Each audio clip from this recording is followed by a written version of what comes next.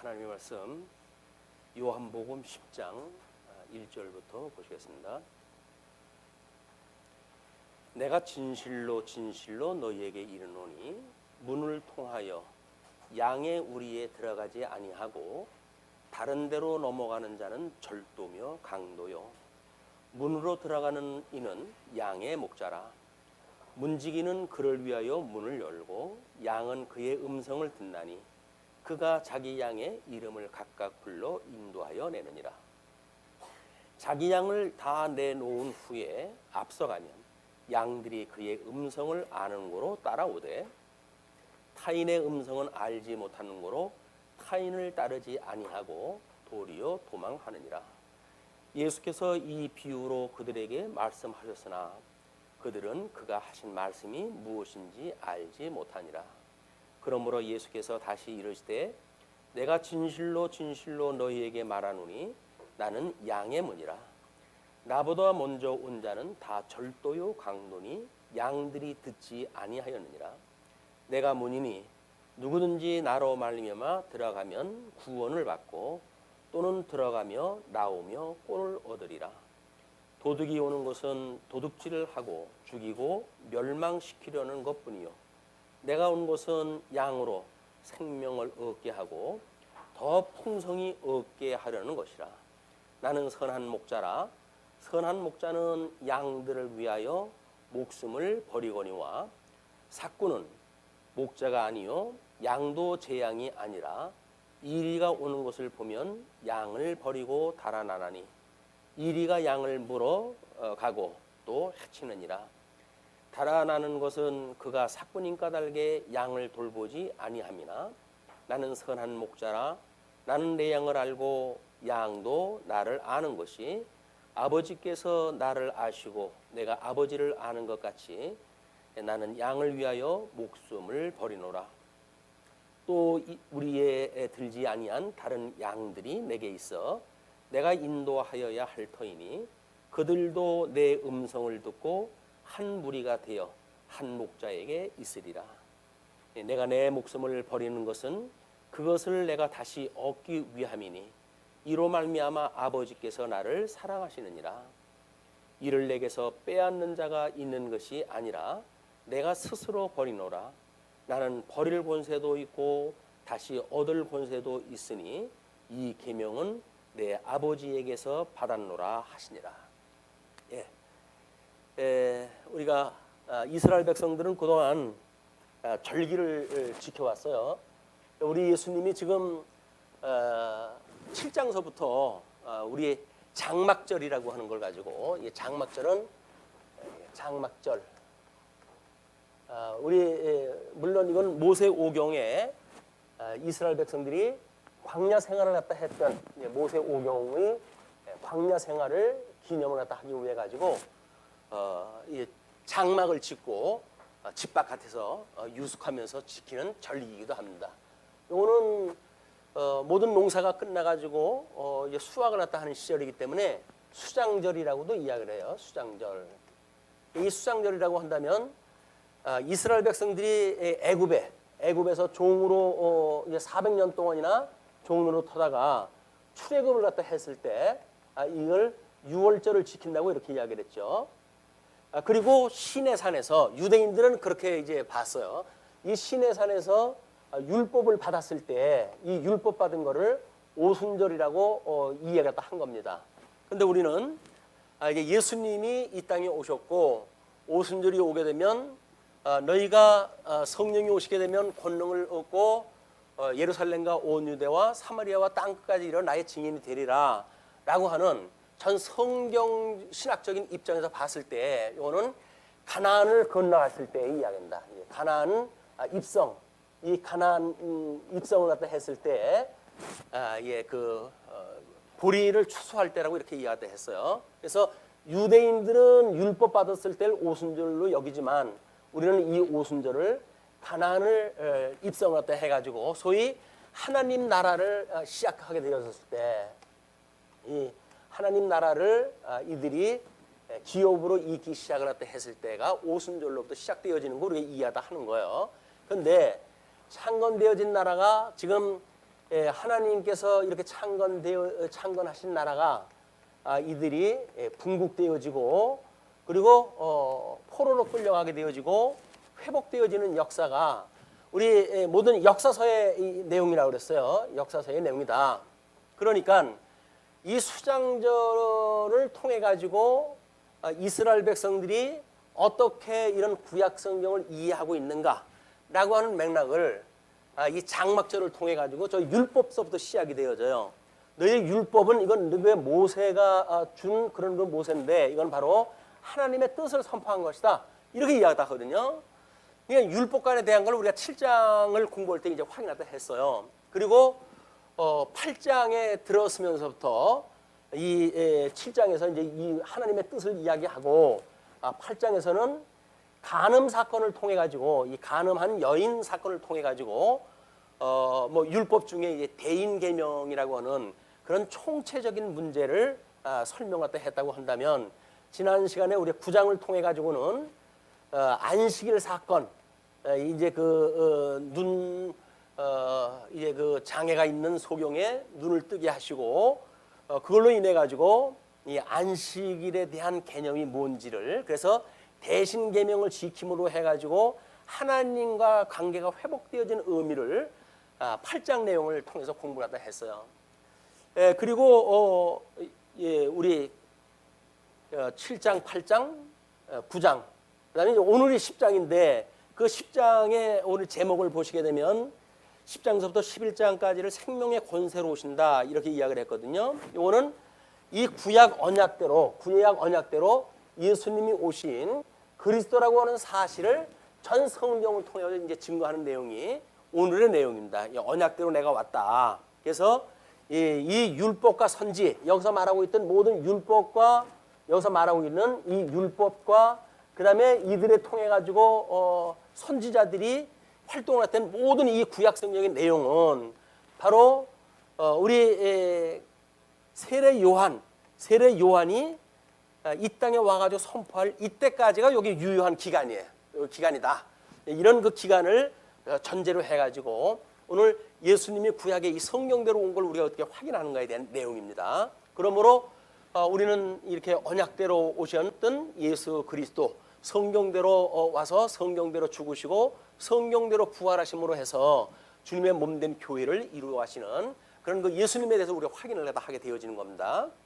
그런데 이제 그 10장의 내용을 보게 되면 뭐 여러 가지 우리가 단어가 생소한 단어들이 이제 나와요. 그래서 그걸 제가 이제 소개를 갖다 해드리기를 뭐 양우리 또는 문지기 또는 양 먼저 온 자 사꾼 목자 이런 걸로 해가지고 개념이 이제 정리가 되어졌어요.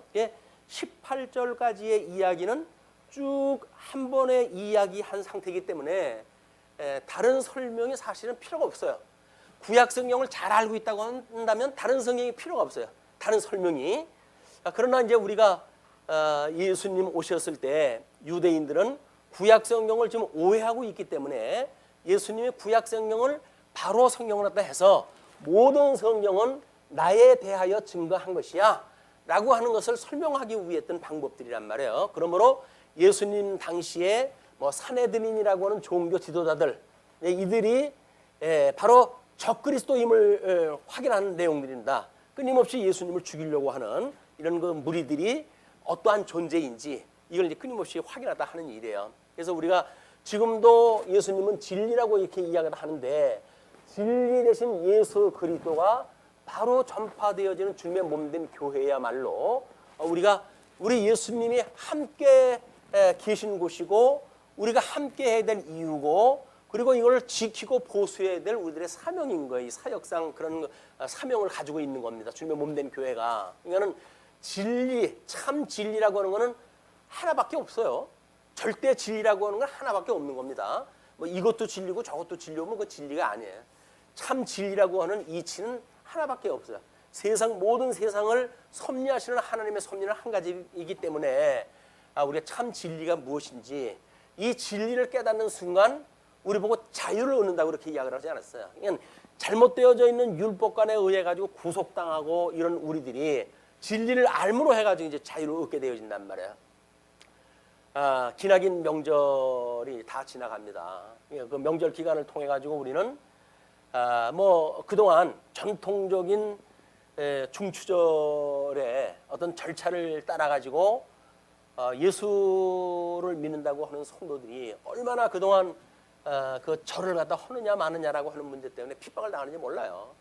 너는 조상도 없냐, 뭐 이제 별의별 소리를 다 들어가면서 그래도 믿음의 선배들은 그걸 지키려고 무던히 애를 써왔고 이것이 믿음을 간수한 자들이 당했던 고난들이에요.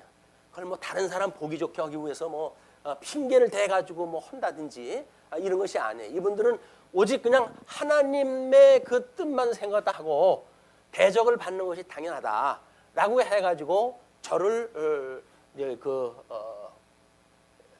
뭐 거절을 갖다 하고 그리고 전리계를 지켜왔던 그 믿음의 선배들에 의해 가지고 고난의 삶이 말도 못했죠. 그런데 세상이 발전하다가 보니까는 이제는 믿지 않는 사람들도 뭐 제사에 대한 거 별로 의미가 없어요. 요즘 뭐 수목장이 전부 뭐 한 45%가 된다든가 뭐 이렇게 되어지고 모든 장례의 방법이 바뀌어지고 모든 명절에 대한 일들이 전부 달라지기 때문에 지금도 그런 걸로 뭐 전통적인 집에서야 고집을 부리는 집들이 있겠죠. 그러나 이제는 며느리들이 나는 시댁 식구가 아니다. 그래가지고 그걸 거절을 갖다 하는 이런 때까지 이르렀어요. 그 사람들은 스스로 자유를 쟁취한 거라고 보여지잖아요. 우리는 진리를 깨달았기 때문에 이런 율법적인 전통적인 어떤 그런 거로부터 모든 거 우리가 자유를 갖다 얻은 거예요. 그래서 우리가 참 진리가 뭔지를 알게 되면 마치 조상신에 의해 가지고 우리가 잘 먹고 잘 사는 것처럼 여겼던 그런 구세적인 또는 아주 오랜 전통적인 사회에서 갖고 있는 복의 개념, 그거로부터 우리는 진정한 복이 무엇인지를 안 사람들이란 말이에요. 그렇기 때문에 거기에 결코 우리는 굴복하지 않는 거예요. 뭐 어떡합니까? 그래도 믿지 않는 사람들은 그걸 고집을 갖다 할 수도 있겠죠. 그러나 믿는 사람이라고 한다면 또 믿는 사람으로 세계관이 있으니까 나는 이렇게 생각합니다 라고 해서 자기 의사를 밝혀야 될 거 아니겠어요? 근데 이제 기득권을 가지고 있는 분들이 선세되고 나이 드신 연세 높으신 분들이니까 그래서 거기에 우리가 순종하는 것이 미덕이다 뭐 이렇게 스스로 자위를 갖다 하고 그리고 뭐 스스로 우리가 거기에 뭐 대충 양다리를 거치고 적당히 구박도 받지 않고 또 신앙도 지키는 것처럼 여기고 이런 절름발이 신앙 갖다 해온 것이 아닌가 이런 그 생각이 들어요. 그러나 정말 예수를 믿는다고 한다면 잘못되어져 있는 어떤 구습이라고 하는 거는 일소의 대상입니다. 지금은 적폐를 정리한다고 해가지고 세상이 온통 그 난리인데 잘못되어져 있는 건 고쳐야죠. 그런데 예수를 믿는 사람들이 잘못되어져 있는 걸 고치기에는 너무 지금 신세가 말이 아닌 거예요. 왜? 주님의 몸된 교회가 제 역할을 못하니까 너나 잘해라 이렇게 갖다 하죠. 그러니까는 전통적인 어떤 그런 구습을 뭐 쇄신을 갖다 한다든지 어떤 새로운 문화를 창출한다든지 일단 이미 역동성이 떨어져 버렸어요. 이제 교회 말을 갖다 안 들어요 사람들이.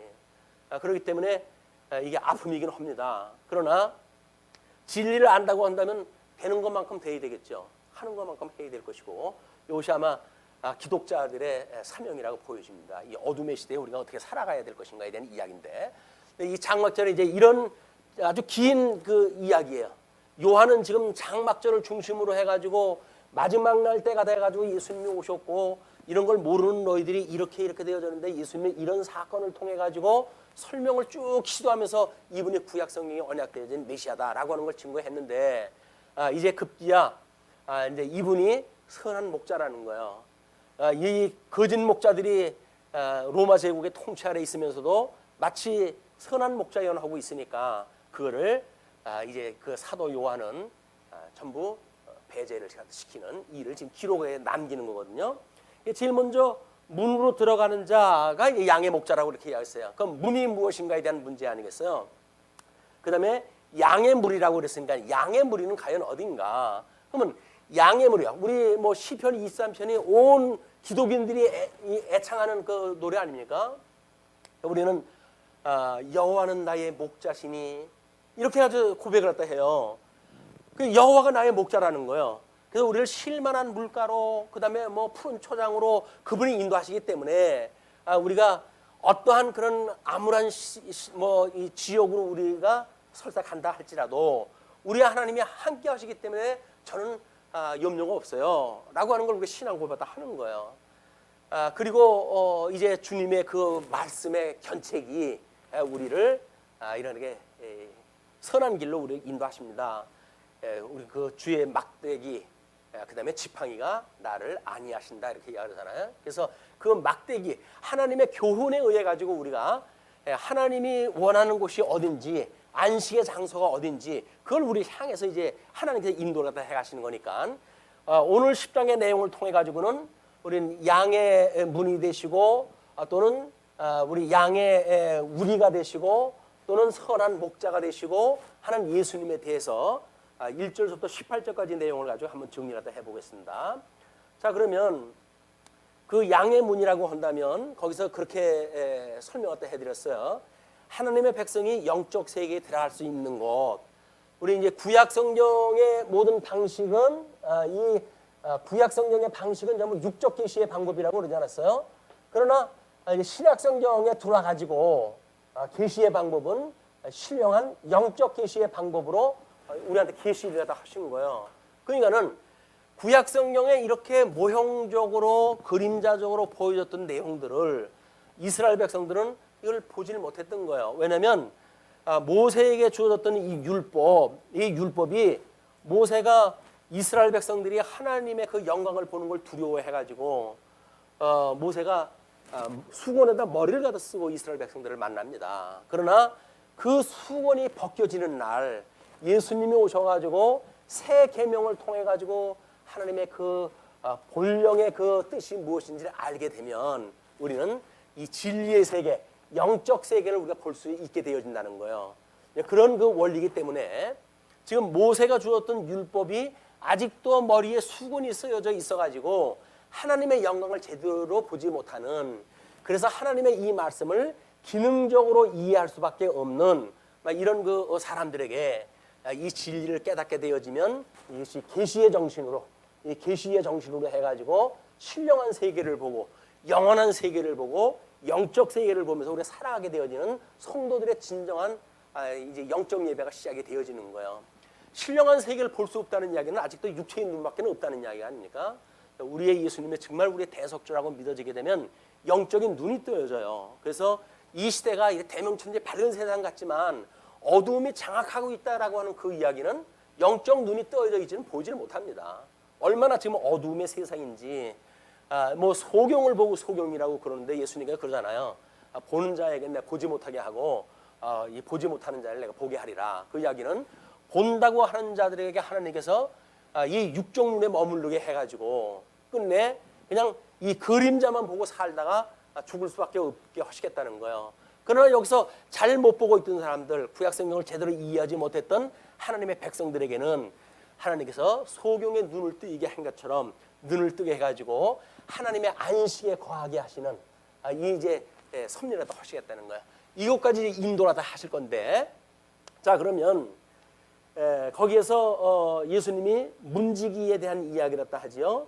근데 이 문지기라고 하는 그 이야기가 지금 율법과 선지가 요한 때까지라고 그랬고, 요한이 요한복음 우리 1장 서두에 지금 요한의 증거로부터 예수 그리스도의 품위를 증거해 가기 시작을 합니다. 그러니까는 이 요한, 세례 요한이야말로 나는 마지막 이 선지자예요. 예수님 오셨을 당시에 마지막 그 신구약 성경을 통틀어 가지고 마지막 선지자입니다.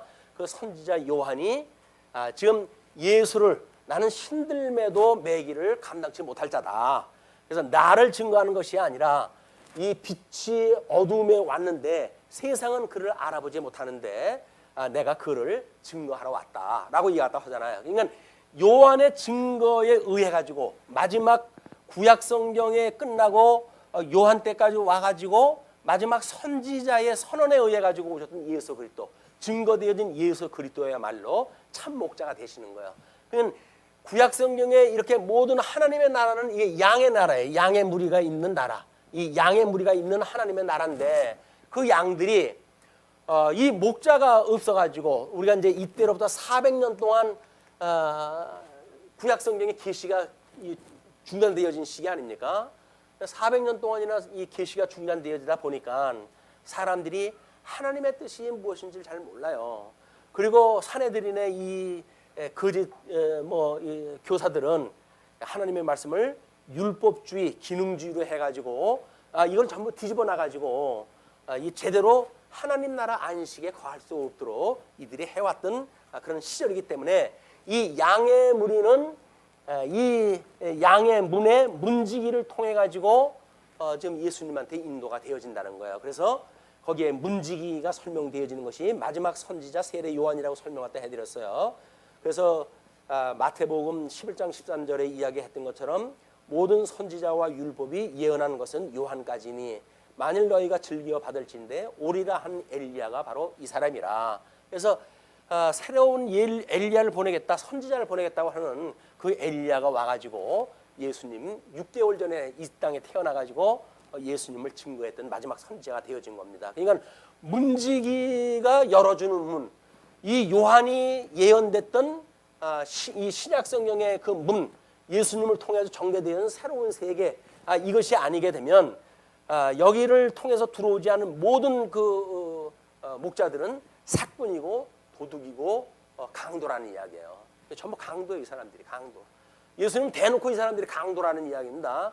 너희들은 이놈들아 요한의 증거를 받은 지도자들이 아니잖아. 너희들은 전부 강도야. 그걸 지금 이야기다 하는 거예요. 그거를 이 요한은 이런 그 예수님의 일련의 설명을 가지고 이렇게 기록하다 전개하다 해나갑니다. 그러면서 거의 양이라고 한다면 이 양의 무리니까 이 양이라고 한다면 하나님의 양이라고 한다면 이미 창세전에 그리스도 안에서 선택되어진 자가 있을 거 아닙니까?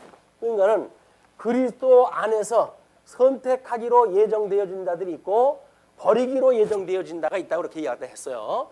이건 선택되어진 그리스도의 이 우리 안에 있는 선택되어진 양들이야말로 여기서 구원받는 사람들이에요. 이제 여기서. 그런데 또 하나를 설명을 하죠.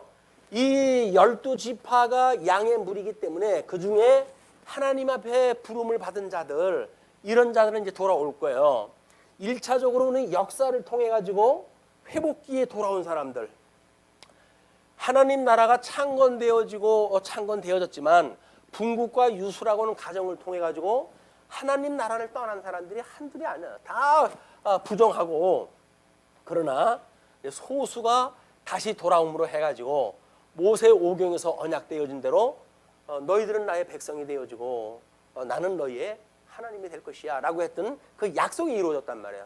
이 약속이 회복이 되어졌다고 한다면 예수님 오실 때까지 이 회복되어진 것이 기록이 돼야 될 거 아니겠습니까? 그런데 역사서의 내용을 가지고는 회복의 내용이 다 정리가 안 돼요. 그러나 선지서의 내용을 통해서 봤을 때 우리는 신령한 영원한 세계의 영적 회복이 무엇인가를 선지자들이 설명하듯 해준 내용들이 많아요.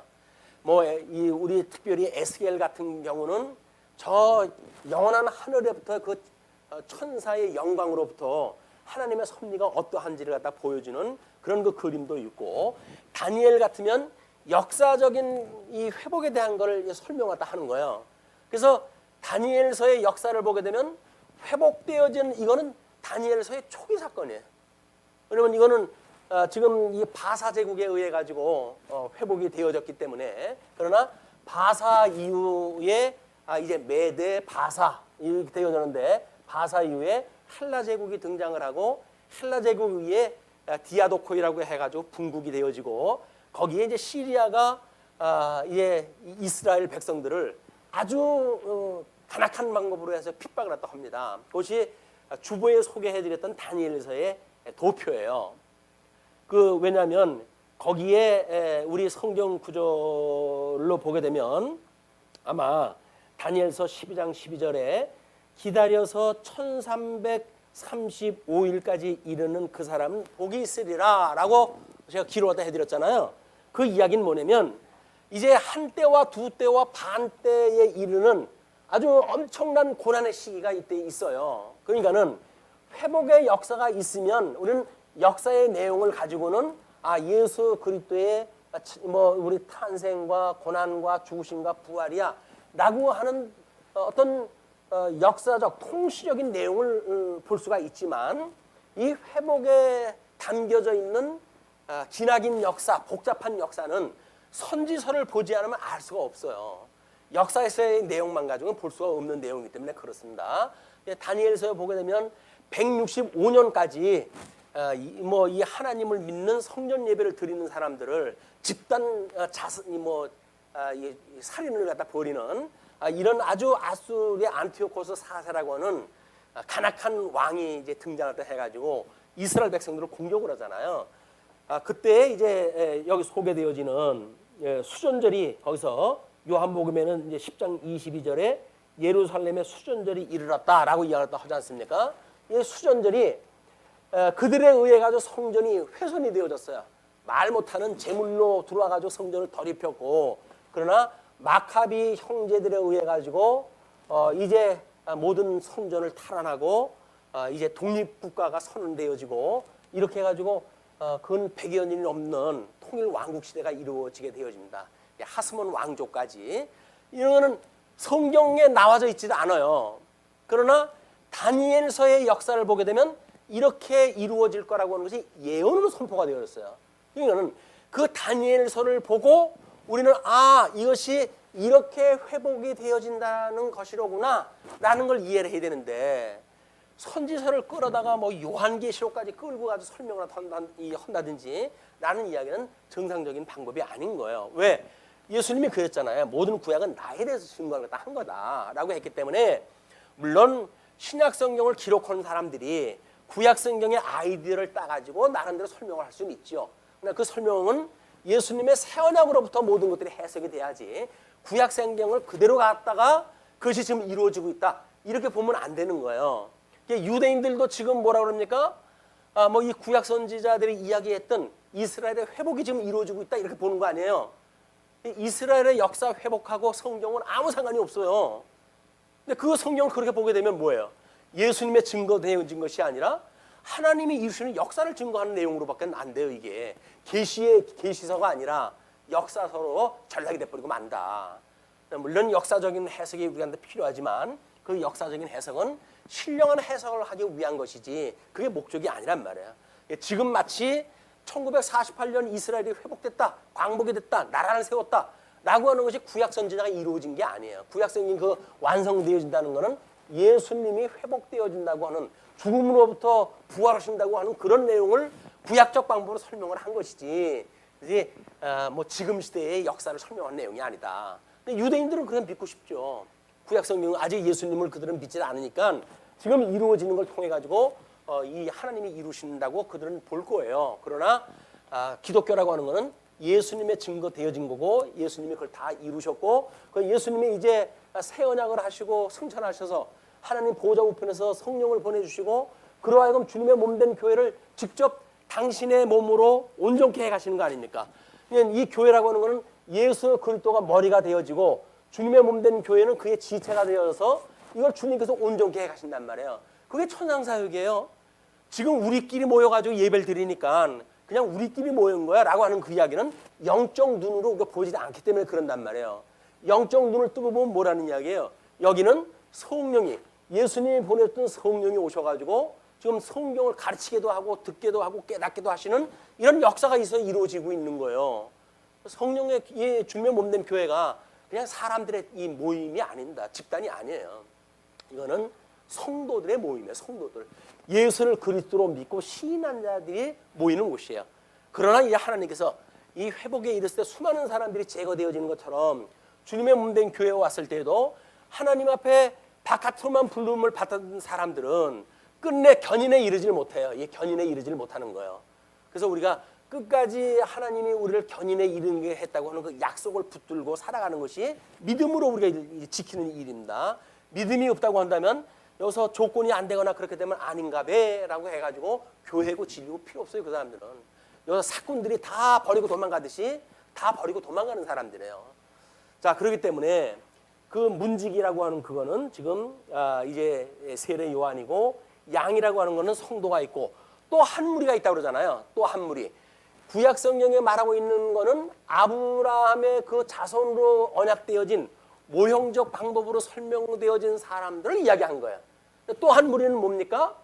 우리 하나님께서 이 언약은 아담에게 하셨던 것이고 이 아담의 언약은 노아에게 되어져서 이 노아는 야벳과 그다음에 함과 셈의 이런 모든 인류의 대표 아닙니까? 그중에 셈의 후손 중에 아브라함을 통해 가지고 이런 계시 역사를 보여주셨지만 여기에는 이 계시의 역사 제외된 민족들이 있는 거예요. 전 인류적으로. 거기에 그걸 우리는 이방인의 구원이다 이렇게 이야기를 하지요.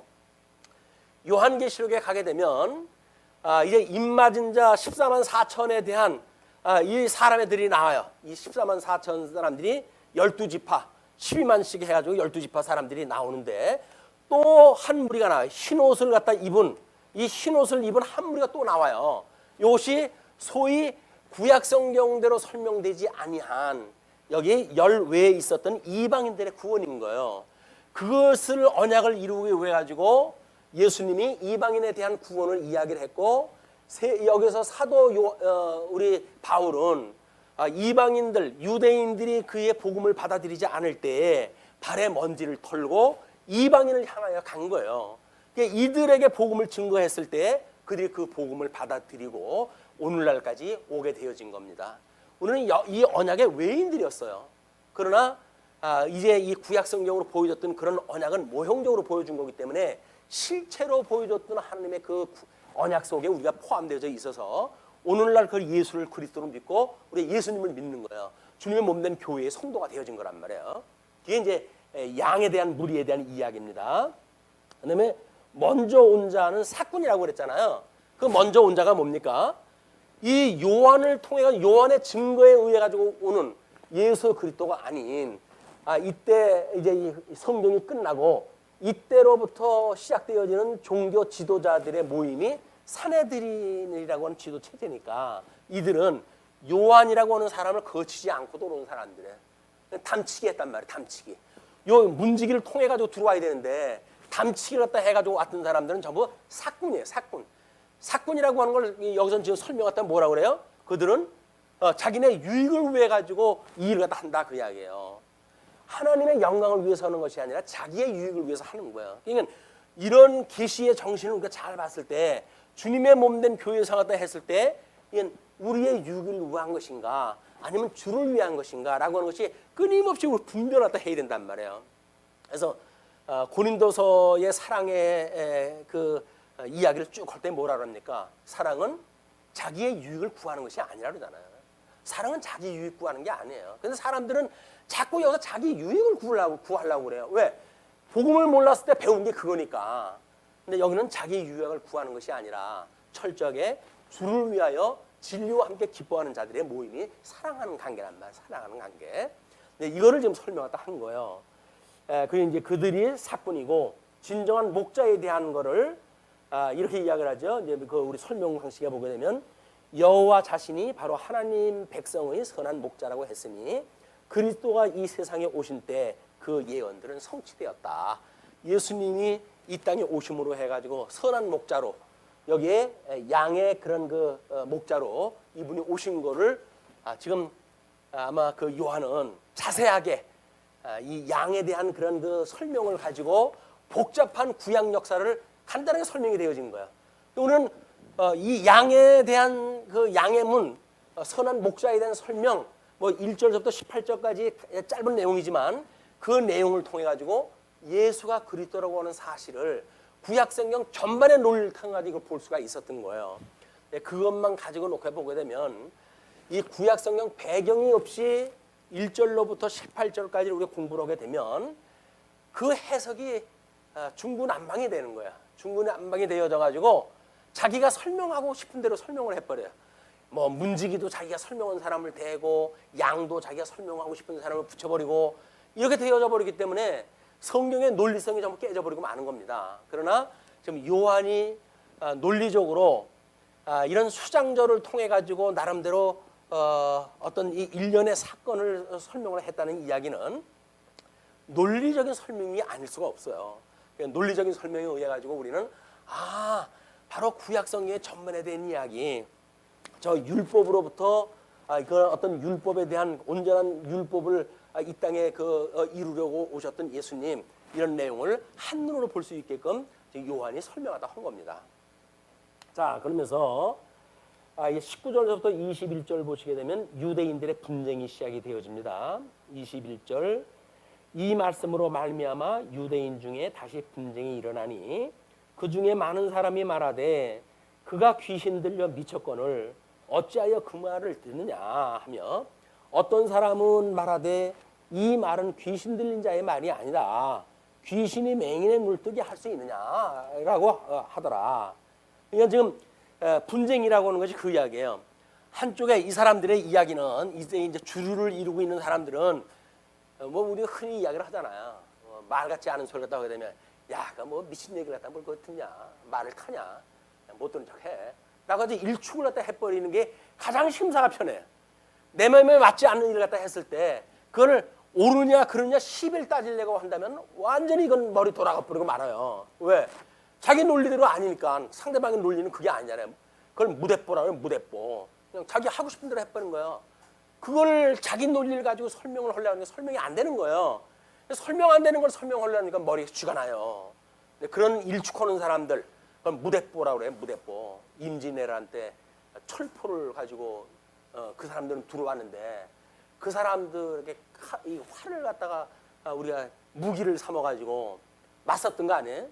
그게 무대뽀, 무철보, 철포가 없이 활로 덤벼들었다. 무대뽀라고 그래요. 그냥 앞뒤 가리지 않고 덤벼드는 사람들, 그래서 무대뽀라고 이야기다 하는 거거든요. 우리가 이 사람들이 무대뽀로 그런 이야기를 타냐, 그렇게 살다가 죽게 내버려둬 라고 말한다고 한다면 그런 사람들의 이야기를 탈 필요가 없어요.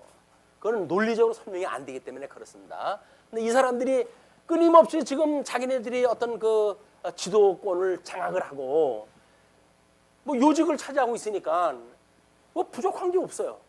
자기네들 배 채우는 데 부족한 게 없어요. 그러니까 자기네들의 논리를 붙들고 싶죠. 그건 예수님이 미친놈이다 그런 이야기예요. 그럼 뭐 미친 자의 이야기가 듣느냐라고 했더니 그래도 여기 성원 정신이 있잖아요. 예수님 위해 가지고 복음이 뭔지를 갖다 알아듣고 싶었던 사람들도 있고, 또 예수님이 돌아가셨을 때 장사를 지내준 사람도 있고, 이런 걸로 봤을 때 여기도 진리를 지킨 사람들이 있어요. 그리고 그들이 말하는 그 어떤 무논리가 저건 성경적이 아니잖아, 예수님의 이야기를 들어보면 뭔가 일리가 있잖아 라고 하는 사람들이 있단 말이에요. 그 사람들이 이야기가 반론을 피는 거예요. 그 반론이 야, 미친 사람 말이 아닌데 지금 이 얘기를 들어보니까 미친 사람 이야기의 특징이 뭡니까? 횡설수설이야. 논리가 없어요. 근데 지금 예수님이 하신 말씀은 우리들이 봐도 너무 논리적 아니에요, 이게. 논리적으로 우리만 논리를 패내는지 몰라요. 다른 사람은 그냥 그때그때 뭐 가늠한 여자 사건은 가늠한 여자 사건대로 그래가지고 이야기했다 하고 그러는지 모르겠죠. 그러나 성경 신학적으로 봤을 때 너무 논리적인 설명을 다 해가니까 우리는 횡설수설하는 게 아니란 말이에요. 예수님의 말씀이 그 사람들이 들었을게는 아닌데 횡설수설하는 거 아니야. 그가 만약에 미친 사람이라고 한다면 어떻게 그 사람이 사람의 눈을 뜨게 할 수가 있어? 전무후무한 일들이 기기의 표적이 일어나는데 성경의 그 성경적인 표적에 대한 이런 것들을 이제 쭉 공부하다 한 이래로 구약성경이 예수가 그리스도라고 증거하는 사실로 표적이 나왔단 말이야. 그걸 보고 저분이 그리스도가 맞네. 구약성경에 그게 언약되어진다 그랬잖아. 메시아가 오게 되면 소경이 눈을 뜨고 안진뱅이가 일어나고 하는 것이 예언되어졌는데, 예언되어졌는 대로 지금 이분이 한다고 한다면 이분이 그리스도가 맞지 라고 하는 걸 믿는 사람들이 있는 거야. 이분들은 저 창세전부터 예정되어졌던 자들이에요. 하나님의 양들이기 때문에 하나님을 알아보는 자들이에요. 하나님의 말씀을 알아요. 하나님을 알아온다는 이야기는 하나님의 말씀을 알아듣는 사람을 이야기를 하는 거야. 예수님이 그렇게 설명했다고 하니까 그 설명을 듣고 맞네, 메시아, 하나님의 약속하시던 그 선지자가 맞네 라고 그들이 예수님을 믿는 거예요. 그런 자들이 그 어떤 그냥 정치권의 그런 장악을 위해서 있는 그런 정치 세력과 이제 모순이 일어나고 충돌이 일어난 것이 싸움으로 일어난 겁니다. 그러면서 이제 22절부터 39절 보시게 되면 그리스도임을 증거하는 내용이 나와요. 예루살렘의 수전절이 이르니 때는 겨울이라. 이거 수전절이 온 거예요. 수전절은 다니엘서에서 이야기한 것처럼 여기 한 때와 두 때와 반 때가 지나야 되고 2300주야가 지나야 되고 또 이거는 우리 70일의 마지막 한 일에 대한 것들이 모두가 이루어져야 돼요. 다니엘서에서 이야기했던 언약의 내용이 크게 세 가지가 있는데 하나는 2300주야에 대한 이야기, 하나는 한 때와 두 때와 반 때에 대한 이야기, 하나는 요 70주야에 대한 이야기. 이것이 우리 다니엘서 도표에 보게 되면 그거 다 이루어진 거예요. 이루어지고 마카비 형제에 의해서 성전이 깨끗하게 기념되어진 날, 훼손되어졌던 걸 다 청소를 갖다 하고 그리고 거기를 깨끗하게 한 날이 수전이라고 이렇게 이야기했어요. 수전.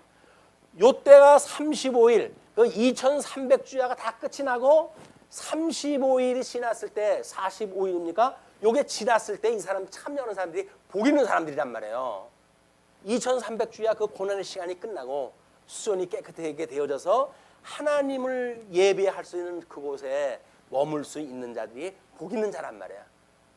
예수님이 왜 요한은 요때가 수전절이라고 하는 걸 이야기를 했을까요? 예수님의 이런 그 때를 설명했다 하면서 요거는 요때가 이제 가까워왔다 그 이야기야. 그래서 장막절의 마지막 심판이 이루어지게 되어지고 심판이 이루어지게 되면 여기서 믿지 않는 자, 믿는 자 뭐 이런 자들이 하나님의 계시 말씀도 없는데 전부 흩어질 거 아닙니까? 그러나 여전히 이 수전에 의해 가지고 그 전을 위해 가지고 하나님의 성전을 위해서 하나님 나라를 위해서 목숨을 바쳐가지고 전쟁하는 사람들도 있고 진리를 지키는 사람들이 있는데 그에 의해서 성전이 회복되어진 것, 성전은 하나님의 이름을 두신 곳이라고 그랬잖아요. 하나님의 이름을 두신 곳, 그것이 바로 우리 여호와를 만나볼 수 있는 곳이란 말이에요. 예배할 수 있는 곳. 우리는 물론 지금 뭐 무시로 해가지고 임마누엘 주님이라고 해가지고 우리 주님은 우리가 어디 가든지 계신 곳이야 라고 이해하다 하지요. 그렇기 때문에 꼭 교회당에 가야만 있나? 라고 이해하다 하는데 교회당에 꼭 가야만 하나님이 계시는가? 라고 말하는 사람들은 사실은 어디에도 계시다고 믿지 않는 사람들이에요. 아니 계시다고 믿는다고 한다면 주님이 우리 믿음의 선배들이 주의를 갖다가 지키면서 이 진리를 전승하고 보수하는 이 값어치 있는 일들에 대하여 왜 등한히 여겼어요? 등한히 한다는 이야기는 그걸 믿지 않는다는 이야기야. 어디든지 계시다 그래. 기도도 무시로 우리가 한다 그러잖아요. 무시로 하는 사람 치고 한두 번 제대로 하는 사람도 없어요. 우린 이 하나님께서 다행히 중생인으로 주어가지고 우리 영과 육이라고 하는 두 가지 요소를 가지고 있는 중생인으로 주님께서 우리를 만들어 주셨기 때문에 육신의 이 세계를 통해 끊임없이 경건의 훈련을 갖다 하도록 하나님이 섭리를 갖다 하시는 거예요. 그래서 육체적으로 해가지고 이걸 무시를 해버리고 영적으로만 해가지고 모든 걸 해석을 해버린다라고 하는 것이 요한복음에서 경계하는 뭐라 그랬어요? 영지주의예요. 이 영적인 것만 강조로 하는 일들은 영지주의예요. 영지주의. 예수 그리스도의 신성만 이야기하는 이 신성과 인성을 다 가지고 계신 분이 우리 메시아라고 그랬잖아요. 품위. 예수 그리스도의 품위. 근데 여기서 인성을 무시하고 신성만 인정하다 하는 사람들을 영지주의라고 이야기하다 한 거예요. 그 영지주의는 오늘날도 계속되어지는 겁니다. 우리 육신에 대한 문제에 대해서 구원받은 것이 그게 뭐가 문제야 대수야 라고 말하는 사람들은 영지주의에 오염되어지고 있는 거예요. 그게 우리가 육을 가지고 있는 우리들의 마음이 우리 하나님께서는 그래서 뭐라 그래요? 우리 하나님께서 우리들에게 이 경건하신 이 경건과 덕으로서 우리를 갖다 주신다고 그러잖아요. 덕.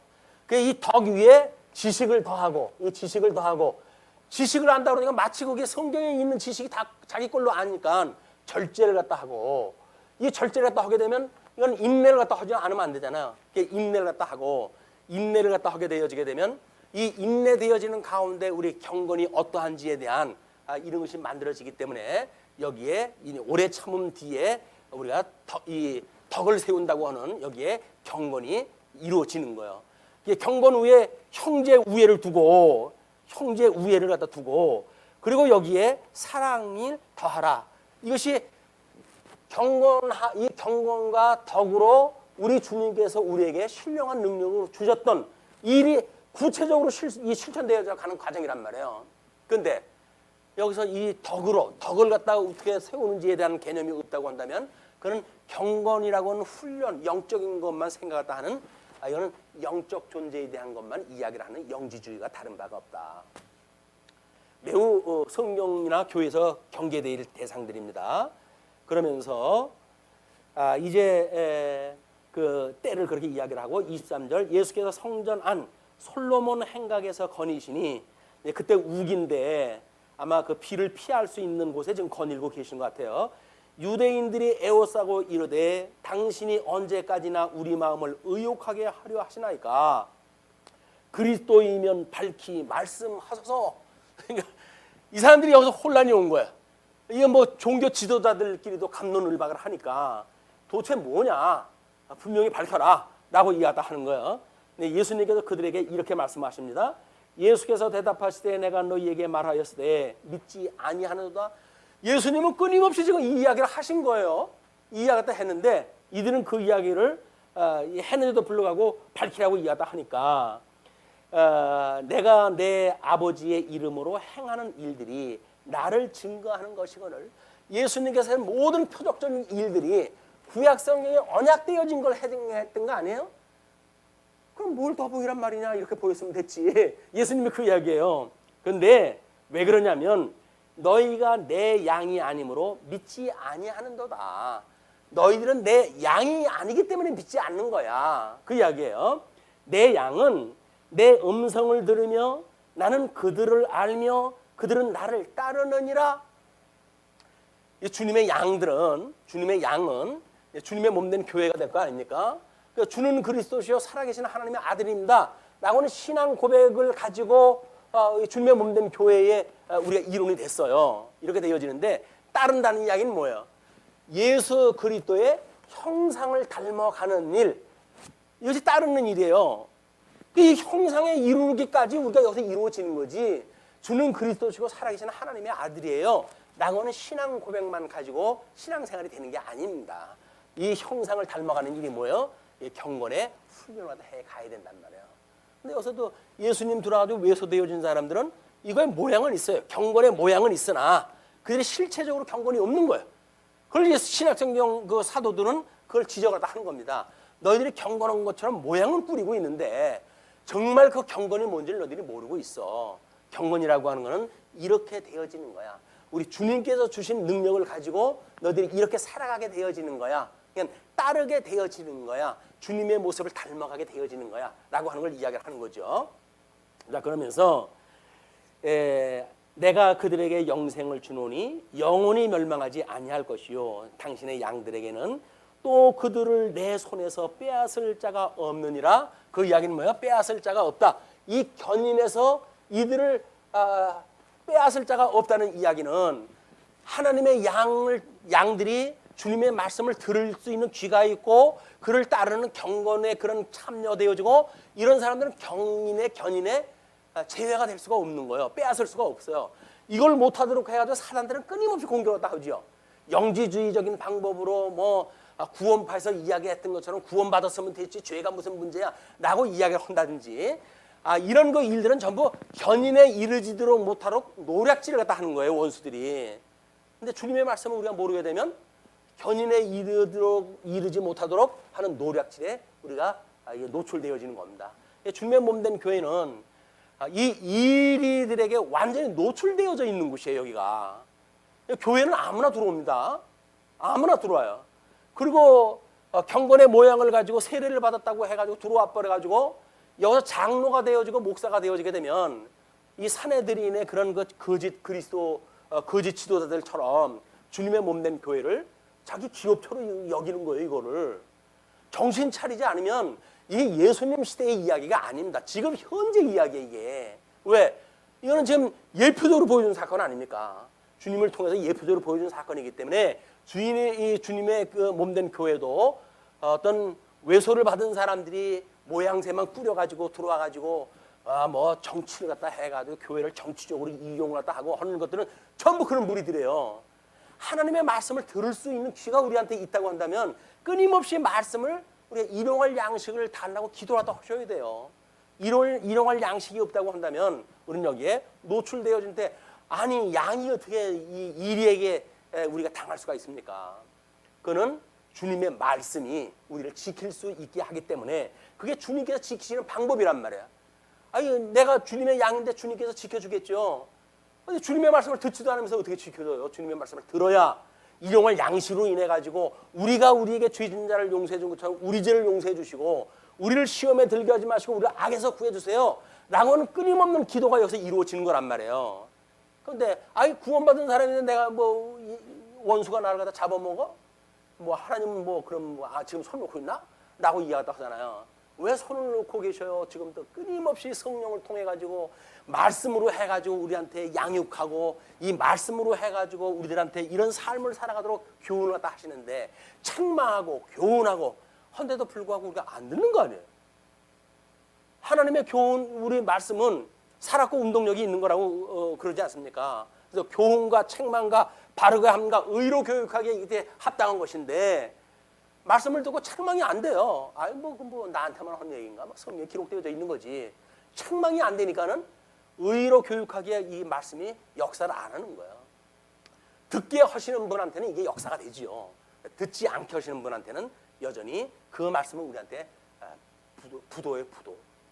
믿음이 화합질 않으면 그 이야기가 이렇게 이제 이야기를 하는 겁니다. 빼앗을 수가 없다. 그들을 주신 내 아버지는 만물보다 크심에 아무도 아버지 손에서 빼앗을 수 없느니라. 빼앗을 수 없다. 이런 어떤 명제가 어떤 수단을 통해서 그러합니까? 이런 주님의 말씀을 들을 수 있는 귀가 있는 자라고는 제한이 있잖아요. 그걸 빼놓고 명제만 가지고 하나님이 한번 부르면 영원히 멸망시키지 않아 라고 하는 잘못되어져 있는 예정론을 가지고 예정론이 잘못되어졌다고 이해했다 하는데 예정론이 왜 잘못됩니까?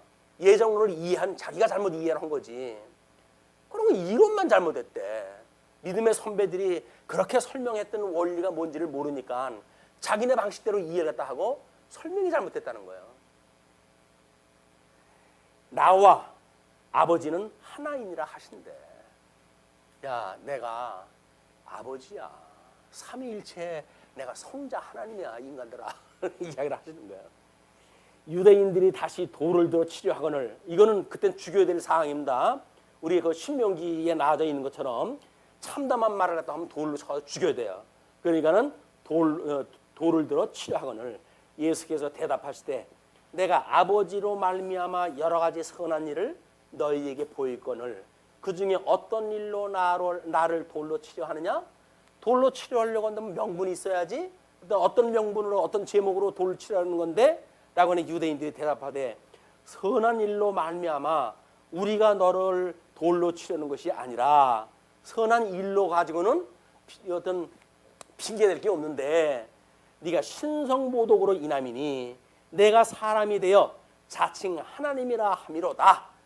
명분을 이제 끄집어냈죠. 근데 예수께서 이르시되 너희 율법에 기록된 바 내가 너희를 신이라 하였노라 하지 아니하였느냐?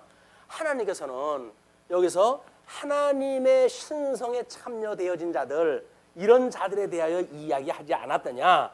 성령은 패하지 못하나니 하나님의 말씀을 받은 사람들을 신이라 하셨거든.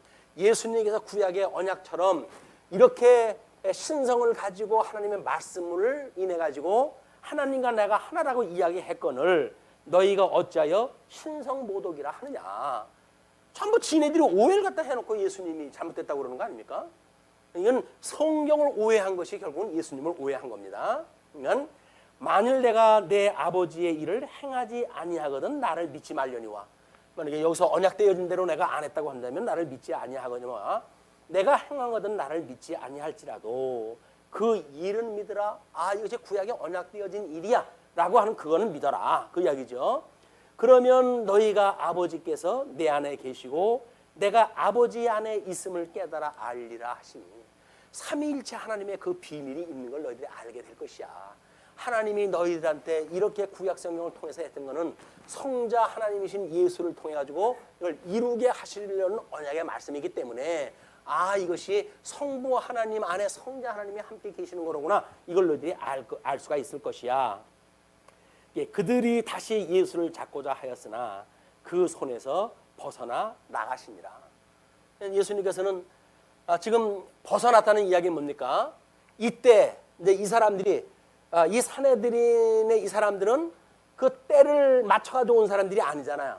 이 때를 맞춰가지고 온 사람들이 아니에요. 예수님은 요한의 예언을 통해 가지고 아주 적시에 그 때에 맞춰가지고 오신 분이에요. 그러니까 때에 맞춰가지고 오셨다는 또 하나의 설명은 뭘까요? 지금 이 사람들이 죽이려고 그러는데 아직 수순절이 돼가지고 유월절은 안 왔어요. 예수님은 유월절 어린 양으로 돌아가셔야 되거든요. 그러니까는 그 자리를 피한 거예요.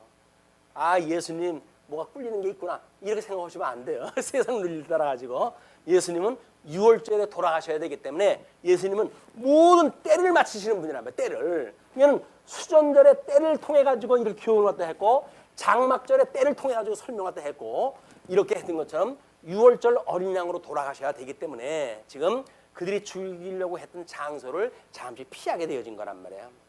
그래서 이제 벗어나 나가시니라. 그러면서 40절로 42절까지 많은 사람이 예수를 믿음을 소개합니다. 다시 요단강 저편 요한이 처음으로 세례 베풀던 곳에 가사 거기에 거하시니. 왜 그쪽으로 가셨을까요? 한번 제가 짐작을 하다 해봤어요.